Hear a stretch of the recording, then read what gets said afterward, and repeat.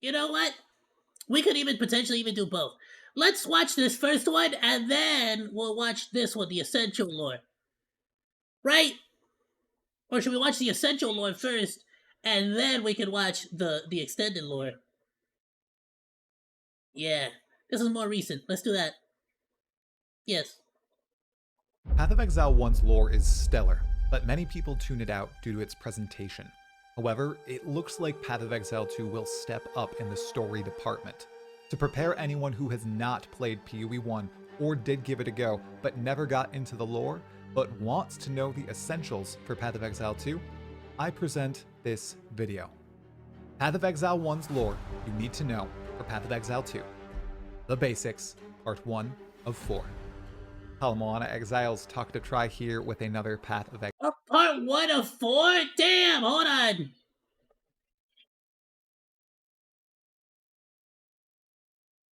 Exile 1's lore you need to know for Path of Exile 2. The Basics, Part 1.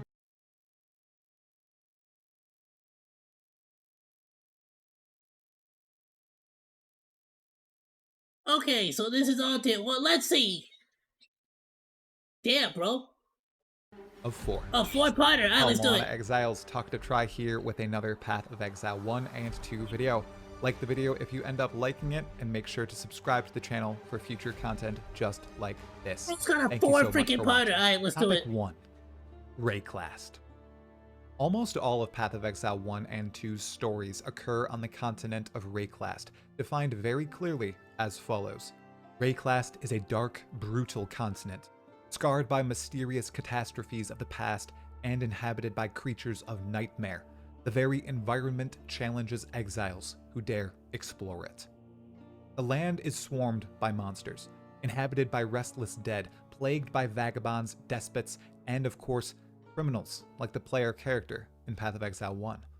We arrive in Rayclast originally as a form of punishment, unknowing that as an exile, those who banished us had far more dastardly intentions. There are tiny settlements across Rayclast, points of fading light in this abyssal void, but they are far and few between. Across these safe havens lies endless troves of danger, beasts, and invaluable items like uniques and virtue gems, which we'll discuss soon. In Path of Exile 2, it appears most of our journey will occur on the cursed wanderings of Rayclast, though there's always a chance by the way, I think me and Chaos, for reference, before Path of Exiles 2 came out, we got through, I believe, Act 4, Act 5? Far and wide, or to another realm entirely. We'll discover the truth soon enough. Topic 2. Virtue Gems. Among these treasured objects are arguably the most coveted artifacts across all of Rayclast, Virtue Gems. These magical slags of rock embody all thaumaturgy, or magic, in Rayclast. They are also the skill and support gems our characters use to power almost every single one of our abilities.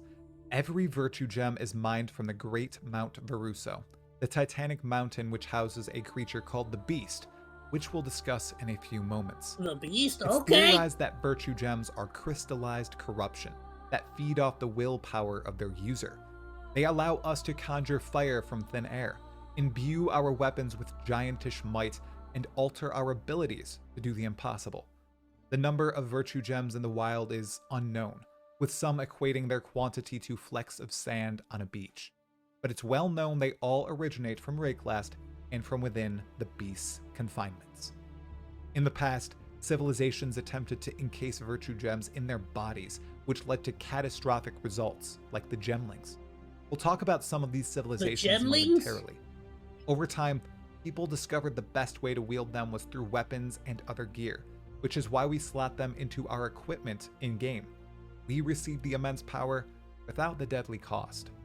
Without the strength intrinsic to Virtue Gems, it's certain exiles like us in Path of Exile 1 would be unable to face the tremendous horrors of Rayclast.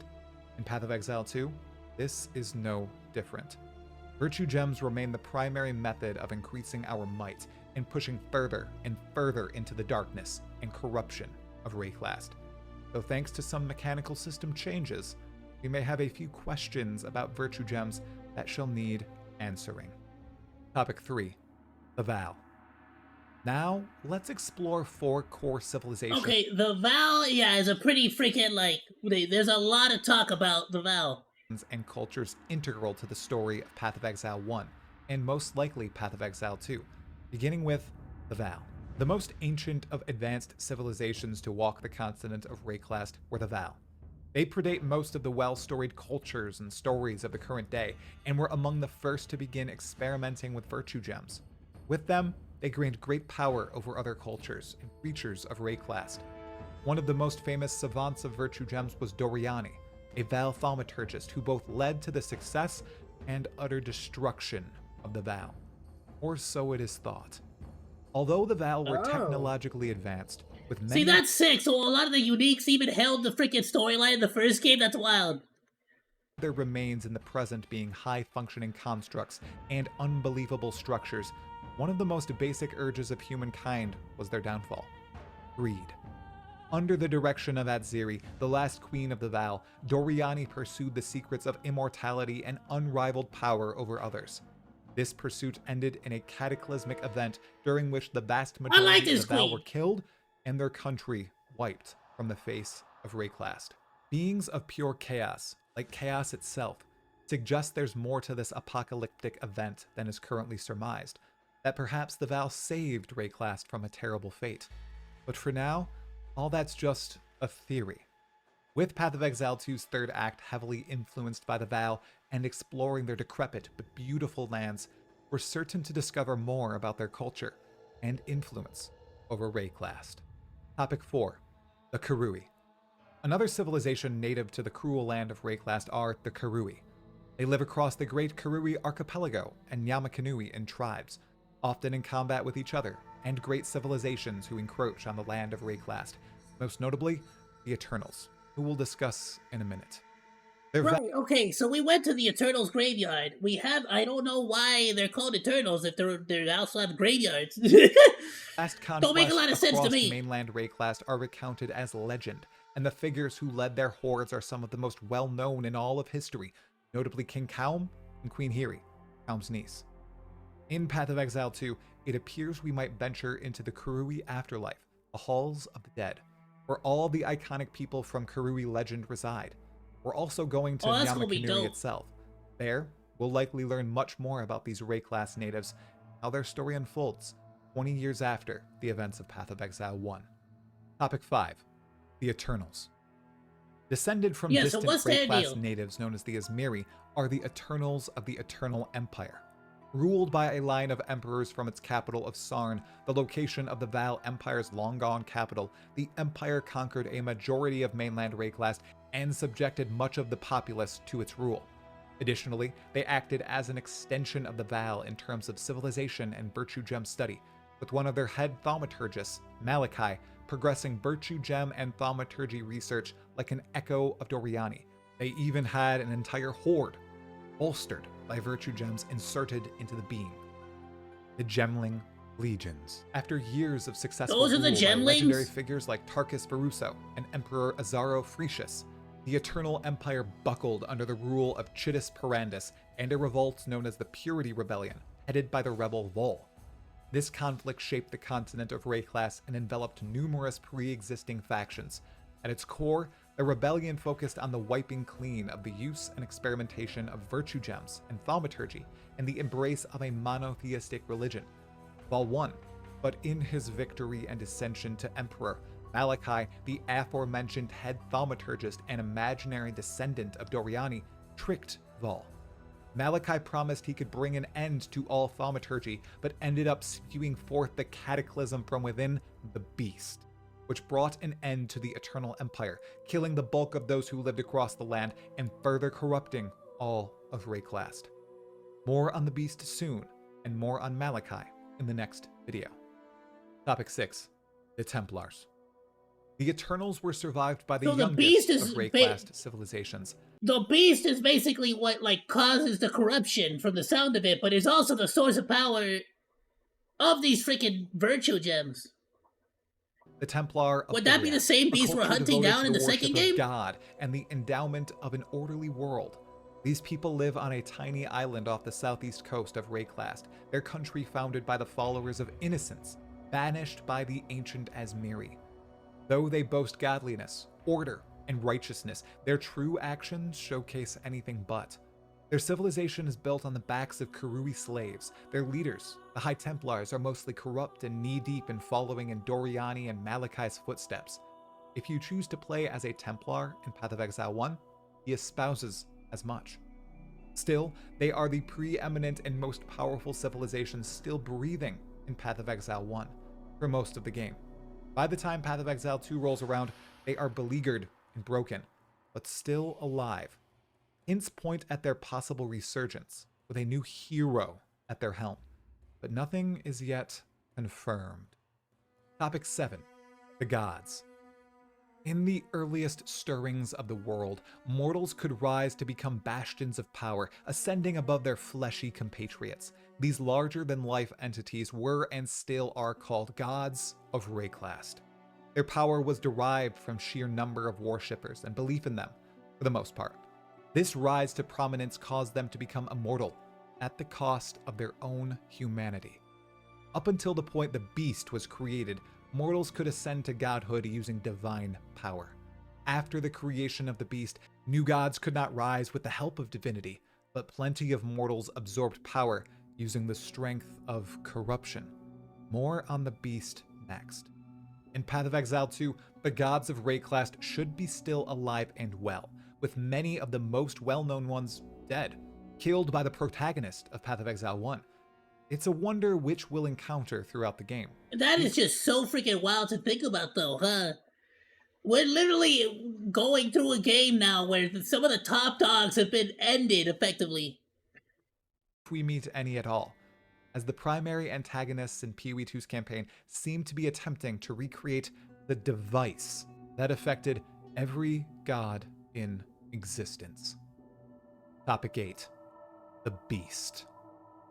Not all praise the monumental might championed by these all-powerful deities, and so one of their own, a god named Sin, engineered an abomination of a creature called the Beast, sometime between the prime of the Val and the wars of the Eternal Empire. Its creation ripped and spawned many magics in the world, and forced many gods into an eternal slumber, or suppressed their strength, and, many theorize, gave birth to thaumaturgy, and thusly, virtue gems. It would not be a stretch of reason to consider the beast the source of all malformation in Rayclast. It accomplished the weakening of the gods, but gave birth to what many believe to be a far greater evil. Iconic figures like Doriani, Atziri, Malachi, and High Templar Dominus all tapped into the power of the beast, known to them and others as Nightmare or Darkness. As mentioned before, the beast resides in Mount Veruso, outside Highgate. It is large enough to walk It is a freaking mountain itself. through and is likely the source of all virtue gems across the planet. Some of these icons, like Malachi, sought to tame the beast, but ended up becoming corrupted servants of it, spreading nightmare just as the beast does. Although it does not do so intentionally, it is merely a side effect of its creation and intended purpose at the hands of Sin. When we venture inside the beast in Act 4 of Path of Exile 1, slay Malachi, and then slay the beast, the gods awaken, but virtue gems and thaumaturgy remain intact. Corruption stays spread throughout the world, but divine power has returned. It's very, very curious indeed. The power stored inside the beast was near unparalleled, and there are those who seek to replicate its sheer force of will over the entire world. We might just encounter some of those individuals. Okay, and that's Ogdi, God, whatever the freak. As we chase the seed of corruption. Next up, the Path of Exile 1 campaign. Next up in this video series is the quick breakdown of Path of Exile 1's campaign, act by act, with each act's recap taking about 1 minute. Following that video will be a summary of Path of Exile 1's endgame stories like the Conquerors of the Atlas, the Shaper, and the Maven. A final video will follow, discussing which Path of Exile 1 league stories are likely important for Path of Exile 2 and laying out those stories. Is there anything else players need to know about Path of Exile 1's lore for Path of Exile 2? Let me know. If you like this video, like it and subscribe to Talkitive Try for more content just like it. I'll see you in the next one, my fellow Exile. Absolutely amazing, my dude. Love the video. Freaking great. Go and drop him a like. Go drop him a sub. Absolutely great. I'm going to share the video on the Discord. Yeah, I didn't know, all the freaking, deep lore of it. Thanks for hanging out. Like or dislike, comment, and subscribe, and become a Monodachi today! I live stream all day, Monday through Friday, so go say hi! That's all for now, Monos. Goodbye, and thanks for swinging by. Salut!